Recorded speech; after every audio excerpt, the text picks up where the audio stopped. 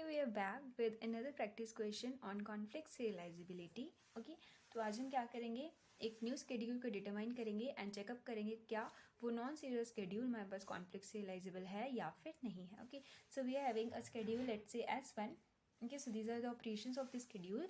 Now we will create a corresponding schedule for these all operations that will represent all these operations of transaction. तो basically यहाँ पर हमारे पास क्या है, तीन transactions हैं, transaction T2, transaction T1 and transaction T3. Okay, तो इसके कॉरेस्पॉन्डिंग स्केड्यूल हमारे पास क्या बनेगा. Here we are having three transactions T1, T2 and T3. So let's make a corresponding schedule. So the first operation हमारे पास क्या हुआ, ट्रांजेक्शन T2 हुआ, then read of x. After this we are having read on set. Okay, read on y, write on x, read on z, write on y. Okay, after this we are having read on x and write on z. Okay, so this is our corresponding schedule. तो first of all जो हमारा ये schedule है ये क्या है हमारे पास, it is non serial schedule.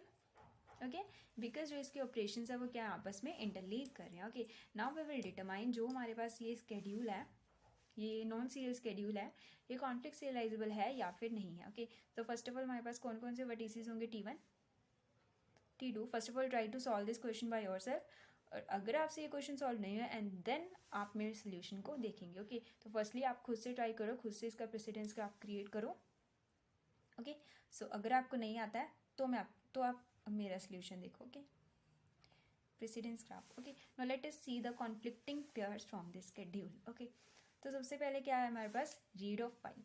तो जो हमारा रीड ऑफ फाई है उसका हमारे पास कॉरेस्पॉन्डिंग कॉन्फ्लिक्टिंग पेयर कौन सा हुआ, here read of phi. Read of phi का कॉन्फ्लिक्टिंग पेयर क्या हुआ हमारे पास, राइट ऑफ फाई.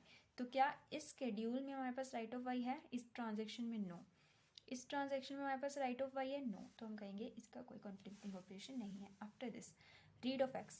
तो हमारे पास रीड ऑफ एक्स का कॉन्फ्लिक्टिंग पेयर क्या हुआ, write on x. Okay, so same we will see in this and this, no there is no any conflicting pair of this one.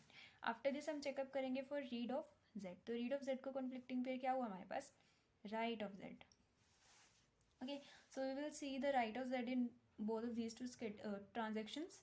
So we are not having any write of Z. Okay, तो इसका भी हमारे पास क्या है, कोई conflicting जो pair है वो नहीं है. आफ्टर हम क्या करेंगे, रीड ऑफ वाई की. तो रीड ऑफ वाई की कॉन्फ्लिक्टिंग पेयर क्या होगी हमारे पास, राइट ऑफ वाई. तो इन दोनों में क्या हमारे पास राइट ऑफ वाई है, yes we are having one conflicting pair, this one, जो हमें क्या बता रही है. So this is one conflicting pair.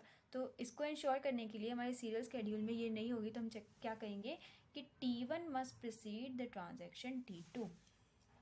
Okay, after this तो हमें इसमें कॉन्फ्लिक्टिंग पेयर मिल चुकी है. After this we will find the conflicting pair for write of x. Okay, तो जो हमारा राइट ऑफ एक्स है इसकी कॉरेस्पॉन्डिंग कॉन्फ्लिक्टिंग पेयर कौन कौन सी हो सकती है, या तो रीड ऑफ एक्स होगी या फिर राइट ऑफ एक्स. ओके, तो क्या हमें इन दोनों कॉरेस्पॉन्डिंग शेड्यूल में रीड ऑफ एक्स या फिर राइट ऑफ एक्स है, yes we are having a read of x in T3 transaction. तो हमें क्या मिल चुकी है, हमें एक और प्रेसिडेंस मिल चुकी है, that is T1 must preceded T3. Okay, now let us see the next operation. तो नेक्स्ट ऑपरेशन हमारे पास क्या है, रीड ऑफ जेड.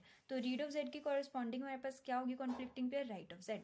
तो रीड ऑफ जेड की कॉरेस्पॉन्डिंग राइट ऑफ जेड हमें क्या किस में मिल रही है, T3 में. ओके, तो क्या होगा, this is also an another precedence. क्या होना चाहिए कि जो हमारी T2 ट्रांजेक्शन है वो T3 से पहले आनी चाहिए. तो so this is a precedence. Okay, after this हमें क्या हम देखेंगे फॉर राइट ऑफ वाई. क्या राइट ऑफ वाई के लिए कोई कॉरेस्पॉन्डिंग हमारे पास कॉन्फ्लिक्टिंग पेयर है, that is read of y and write of y, no we are not having. तो हम कहेंगे इसकी हमारे पास क्या कॉरेस्पॉन्डिंग कॉन्फ्लिक्टिंग पेयर नहीं है. आफ्टर दिस इसको हमें डिटरमाइन करने की ज़रूरत ही नहीं है. ओके, बिकॉज इसके बाद हमारी जो दोनों ट्रांजेक्शन्स हैं उनके ऑपरेशंस परफॉर्म नहीं हो रहे हैं. तो हमारे पास क्या हमें एक कॉरेस्पॉन्डिंग जो हमारा प्रेसिडेंस ग्राफ है वो मिल चुका है. Okay, so this is a corresponding precedence graph. Okay now तो हमें पता जो है प्रेसिडेंस ग्राफ की हमारे पास क्या क्या कंडीशंस होती हैं कि जो हमारा प्रेसिडेंस ग्राफ है इसमें कोई हमारे पास क्या नहीं आना चाहिए, लूप नहीं आना चाहिए या फिर कोई साइकिल नहीं आना चाहिए। ओके तो इस प्रेसिडेंस ग्राफ में अगर हम देखें so we are not having any loop okay and we are not having any cycle okay because क्या हो रहा है सी हमारे पास कोई साइकिल नहीं बन रहा है एक डायरेक्शन में जाने वाला और ना ही कोई लूप बन रहा है ओके तो हम कहेंगे this non serial schedule is see this non serial schedule is conflict serialisable okay so this schedule is conflict. तो अगर ये हमारे पास जो स्केड्यूल है ये हमारे पास कॉन्फ्लिक्ट सीरियलाइजेबल है that means this schedule is serialisable schedule okay that means ये हमें क्या इंश्योर करता है, it is ensuring us consistency okay. तो अब हम अगर हमने पता करना हो, ये तो हमने पता कर लिया कि ये स्केड्यूल कॉन्फ्लिक्ट सीरियलाइजेबल है या फिर नहीं है, तो अगर हमने पता करना हो इसके कॉरेस्पॉन्डिंग हमारे पास कौन सा सीरियल स्केड्यूल होगा ओके जो इस स्केड्यूल को कॉन्फ्लिक्ट सीरियलाइजेबल बना रहा है ओके तो हम कैसे चेकअप करेंगे, तो इस प्रेसिडेंस ग्राफ से यहाँ पर मैं फिर से इस प्रेसिडेंस ग्राफ को बना लेती हूँ okay. So this is transaction T1, T2 and T3 okay. तो हमारे पास कौन कौन सी प्रेसिडेंसीज हैं, so these are the presidencies okay. तो अगर हमने इसके कॉरस्पॉन्डिंग सीरियल स्केड्यूल बनाना है तो वो कैसे बनेगा, हम चेक करेंगे उस ट्रांजैक्शन को जिस पर कोई डिपेंडेंसी नहीं है। तो हमारे पास फर्स्ट ट्रांजैक्शन क्या है, T1 ट्रांजैक्शन जिस पर कोई भी डिपेंडेंसी नहीं है। तो हमारे पास सबसे पहला क्या आ गया, हमारे पास T1 schedule, T1 transaction okay. So after अब हम क्या करेंगे, T1 को रिमूव कर देंगे। T1 को रिमूव करने के बाद हमारे पास क्या कौन सा ग्राफ रह गया, कितना पार्ट रह गया, T2 ट्रांजैक्शन रह गई एंड T3 ट्रांजैक्शन।